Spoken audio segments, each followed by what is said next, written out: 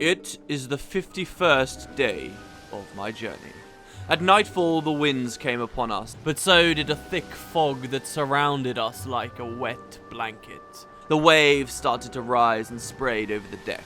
We passed jagged rocks that protruded from the water like the fangs of a huge beast. Only by the skill of our captain did we manage to avoid the hazardous rocks. More than once I saw the wreckage of ships clinging to the reefs.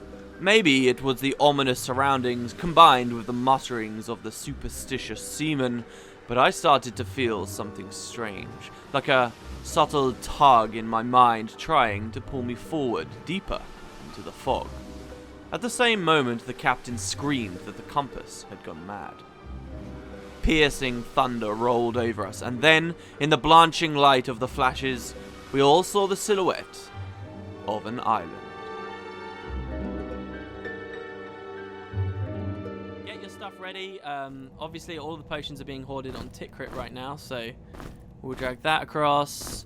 We'll put both of those there. So we've got the knife that we could throw, the potions, we got the blowgun. We got a lot of stuff here. We're ready, okay? And down we go. Now, hopefully, we don't get injured. And you'll notice there was a rattling up there. Just one. Now, when I did this before, I was surrounded by the buggers. Here's one straight away, and the other one's going to turn the corner. I did not mean to use the spade there. We're going to try and do as much damage as we can before we start getting attacked on the side by another one. I believe there are 3 rattlings down here. We've been very lucky that we haven't been getting injured. And hopefully, maybe I should heal. Yes, I should heal. Heal, heal, heal, heal, heal. No! Come on. Oh, God. He was probably close to dead as well. He is. There we go. We're missing experience now, but that's fine. Let's come back down. I don't want to cheese out the game constantly by loading saves. It's bearable. We're alright. And we'll bait him around the corner here. And now we can start the strafing again. So, it's going to take us a little bit longer to kill this ratling. There we go. We get a critical hit. This guy here. Sannon needs to drink a potion. We can throw that. We also have the blowgun, which I'd love to show to you guys. Should have really used when we first got in here. So Tikrit's got the blowgun. We'll right-click. We'll hold it down. It takes him a while to breathe in. We shoot. Now, there's no animation for it, which kind of sucks. But this guy's asleep now. We actually have space to breathe, to drink our potion, to restore stuff. And in fact, if we keep shooting him with darts, often they can stay asleep. Big, more cumbersome stuff, I believe the mechanics work, will probably wake things up more frequently. But we could at least send him to sleep, just the once, at least for now. And if we give Tikrit more mana, then he can suddenly do it far more frequently. Oh, no, Sannon, I did not mean to do that. This is a disaster. This is a disaster. Oh, God. Come on, die. How are you still alive? Now he's running. We know that he's low if he's running. And down he goes. Whew. I believe there's even a third one in here, too. Let's have a quick look. Oh, God, why am I having a look? Why am I having a look? This isn't smart. Here we go. We'll send him to... Oh, we can't send him to sleep. We're out of energy. That's fine, though.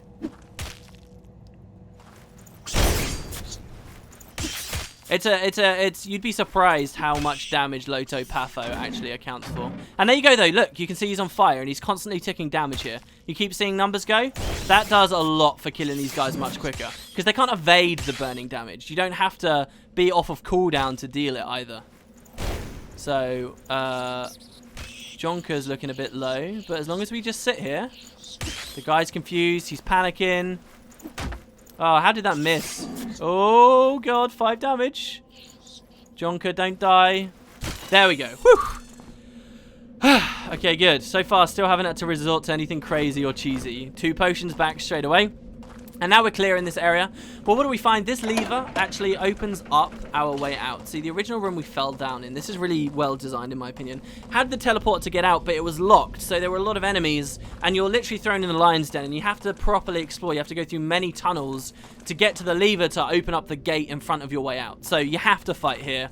There's no way you can just drop down and be safe. Aside from the main reason you want to come down is to get experience from killing the enemies, to get loot from killing them, namely in the way of these 2 arrows here. Now, we don't have any bows, and it might be a while before we get some bows, but there's some broad-head arrows here.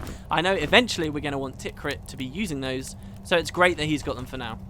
There's also a firebomb here, and the bombs can be used in really sticky situations like this to get out, you know, with far less casualties. You know, if you find you're up against a really dangerous boss or something, you can start throwing the bombs. Otherwise, I think we're okay. That's pretty much all the loot that's down here. There's no secret switch or anything buried within here. And otherwise, this is another little optional section that we have successfully cleared. Actually, there was this mushroom in here. All right, so let's teleport out. And what have we done? What have we succeeded? Well, we got a key in this room, remember? And the key will allow us, we can go back through the Philosopher's Stone stuff. We've got all of these treasures. We found all the secrets here.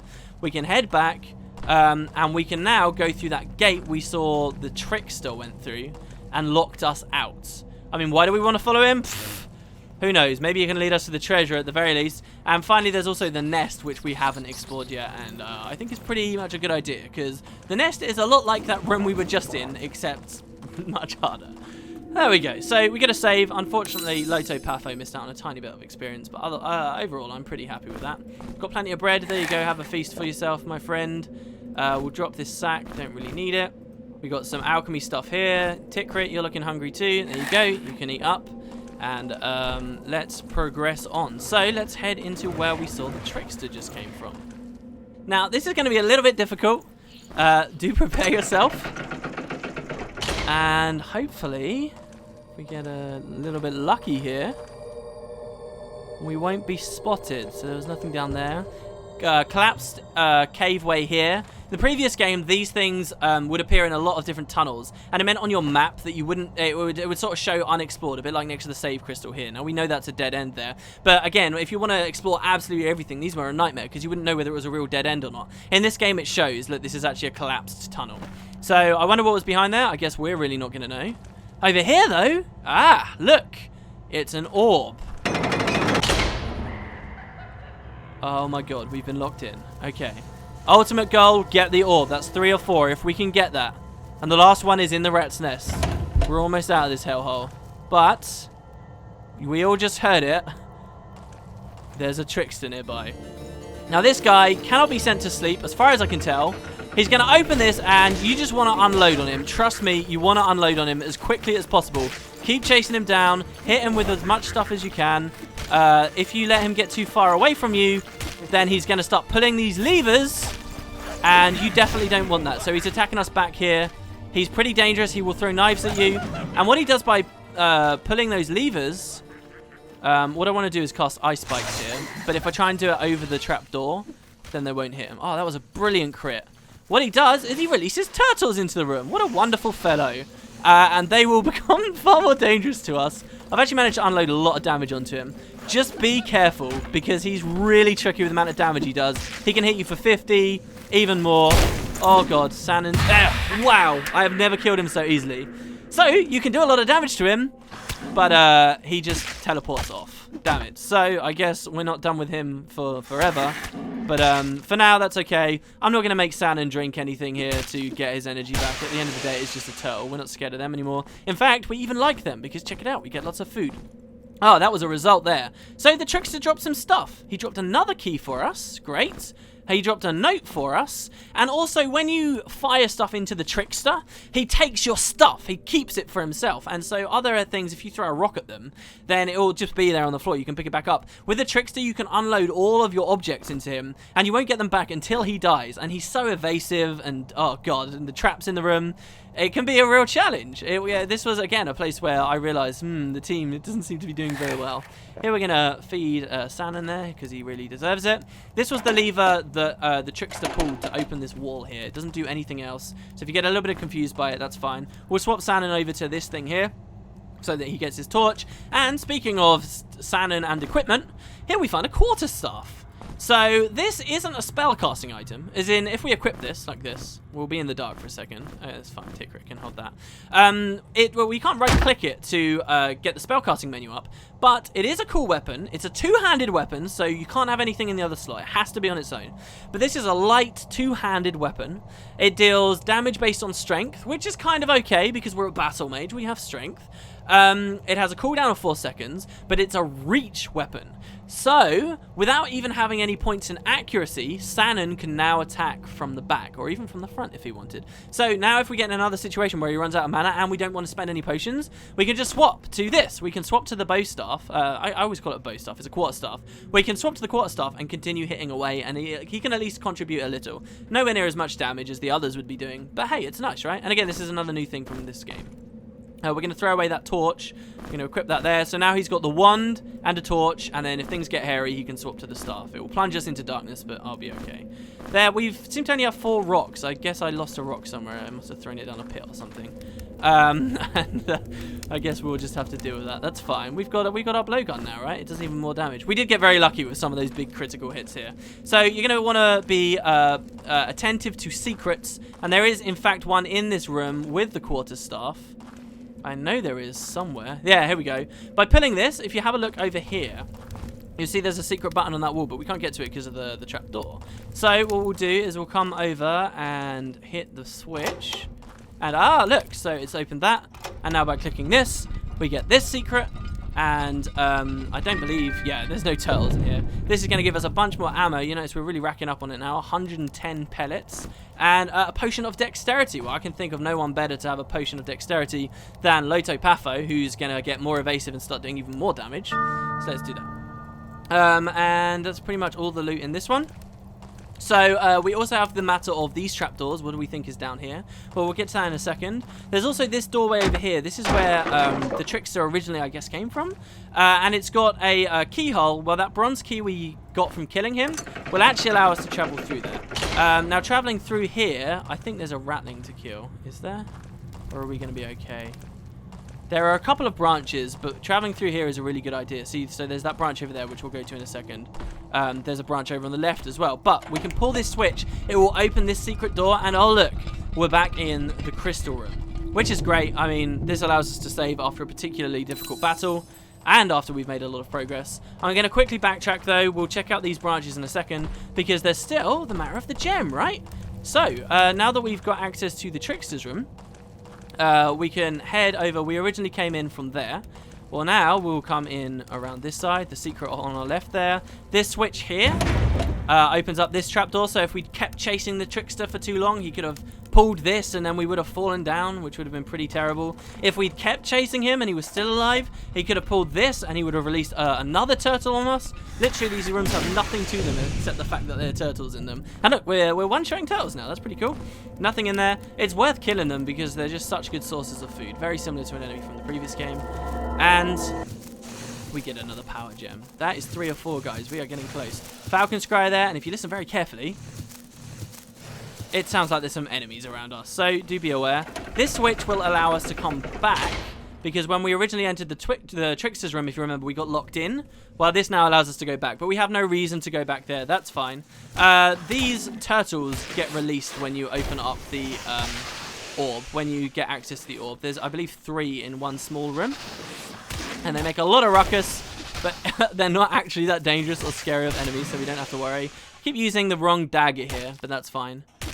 Nothing particularly too dangerous. And again, even more turtle steaks. So much, in fact, on my other files, Jonker was actually full up on food at this point. And so what I started doing was just feeding him all kinds of stuff so that he could start leveling. So he's level 3, halfway to level 4. Everyone's leveled at about the same pace, as you can see. Oh, well, except our human, who's obviously miles ahead.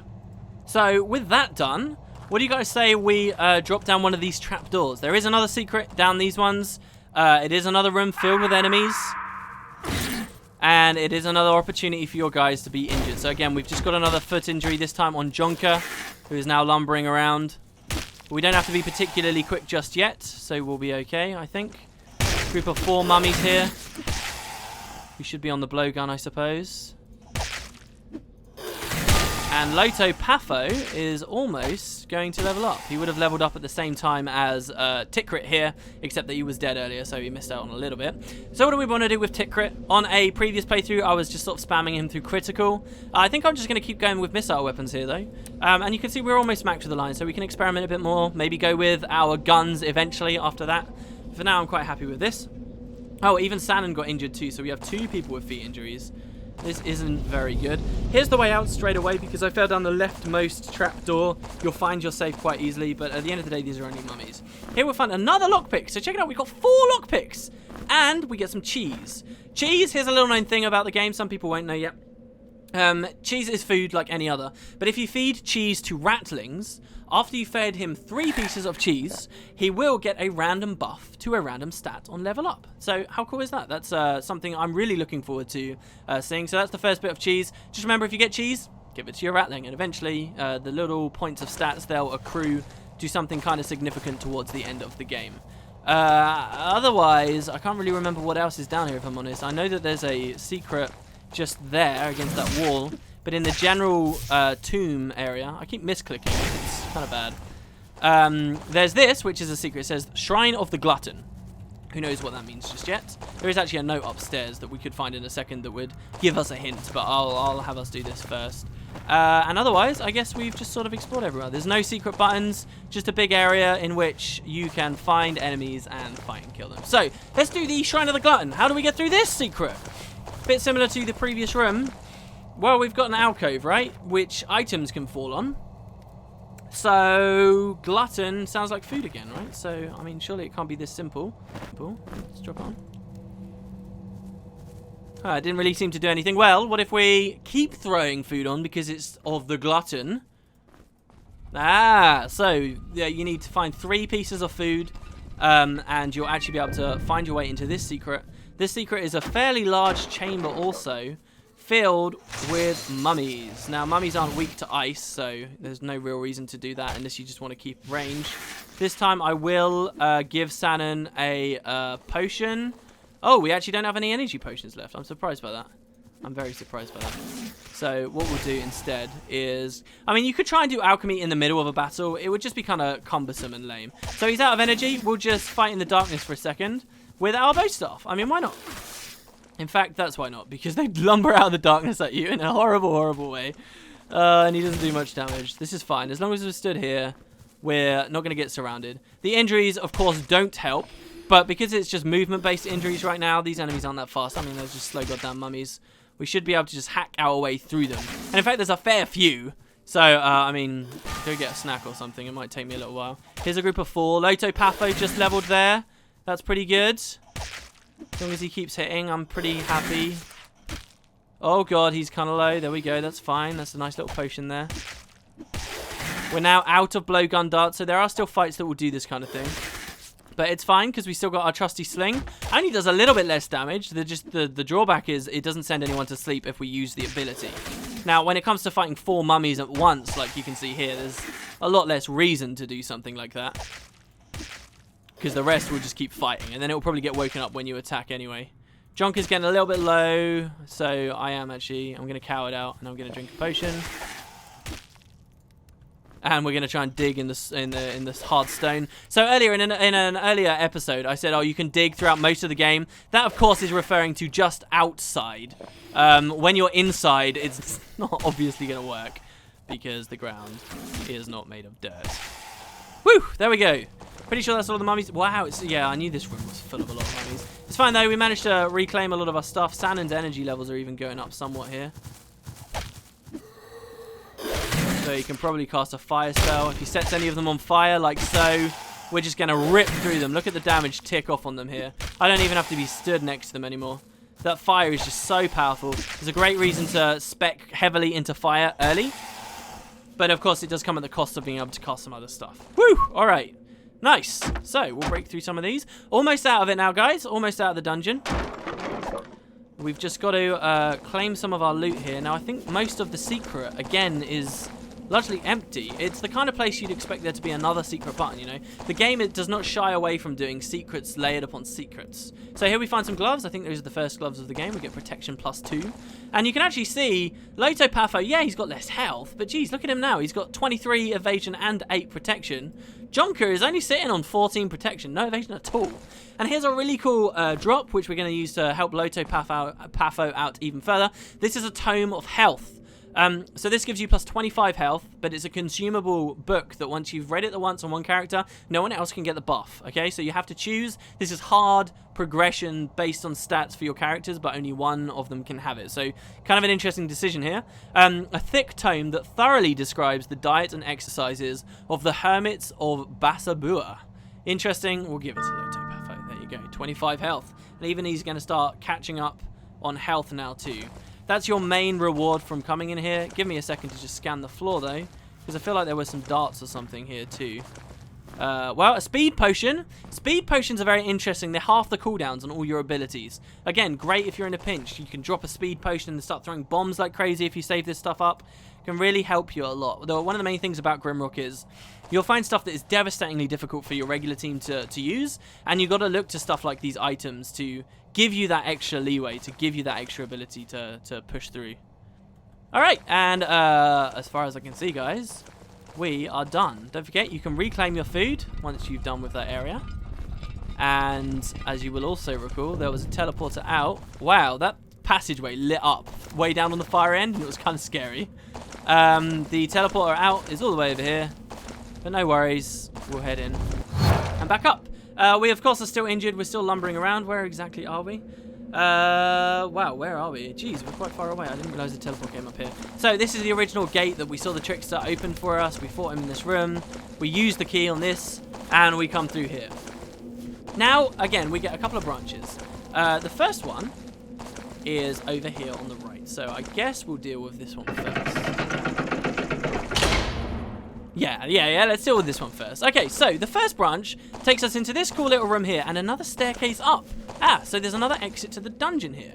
There's also another recipe here for more alchemy stuff, and this will allow us to brew a shield potion. So Sanon currently can cast a shield on himself, as we saw before. Well, now we can make a potion that anyone can drink and make a shield for themselves too.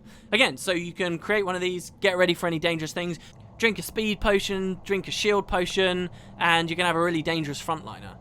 There's also a scroll here, and this is another spell. This is the Scroll of Force Field. This requires concentration 2 to cast, which we don't quite have yet, but this creates a magical barrier that blocks all movement. Every point in concentration increases its duration by 2 seconds. This spell is insane, and I can't wait to show it off to you guys. We've also, of course, leveled on Lotopafo.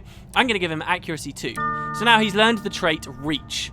And this means that when he gets low on health, and maybe we don't have any potions, we can put Sanon in front, on the fly, in the middle of the battle. And now Sanon can keep doing damage in melee, while Lotopafo safely attacks from the front. And this has got such cool synergy because it means Lotopafo, when he runs out of health, he needs to go to the back. And at about the same time, Sanon's probably going to be low on energy. And now he can go forward with like his machete instead of the staff, which won't cost him energy, right? So I'm really looking forward to being able to do that. There's also the staircase up. I'm actually not going to take us there just yet. That's our ultimate exit from the dungeon. We're pretty much done with most of it now. But there was one extra area, right? There was a place called the Rat's Nest. Well, maybe we want to go there now.